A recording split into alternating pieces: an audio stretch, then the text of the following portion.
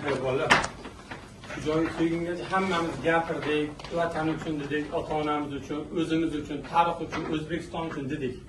Hamma narsa gapirib bo'lindi. Bu o'yinda menimcha gapsiz bugun hamma narsaga nuqta qo'yadigan kunimiz. 3-4 yildan beri birgamiz, hammamiz oilamizdan ko'p bir-birimizni ko'rdik yerda. Davay, oilaligimizni bugun ham ko'rsataylik. O'zbekistonda necha million aholi bizdan kutib o'tirib, 90 ming tugagandan keyin biz menimcha boshimizni yerga qaratib o'tirishimiz, bizlar O'zbekistondagi hamma o'zbeklar bugun bayram bo'lishi kerak. Bugun bu qonun kun bo'lib qoladi biz uchun. Hamma miyasiga sig'dirsin. Bugun bu kun tarixda qoladigan kun biz uchun. Faqat plyusga. Bizda bitta o'yin bor. Qatar bilan o'yin kerak emas bizga. Bugun hal qilamiz hamma narsani. Davay, hamma birga bo'lsak, bular bizdan kuchli emas hech qaysi. Olsin Braziliyadan, Portugaliyadan, boshqa joydan hammasi grajdan olsin.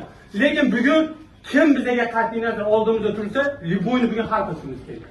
Davay bolalar bugun hamma bugun bizlar bilan birga O'zbekiston hamma duo qilib o'tiribdi. Makkadan hamma joydan ota-onalarimiz duo qilib o'tiribdi.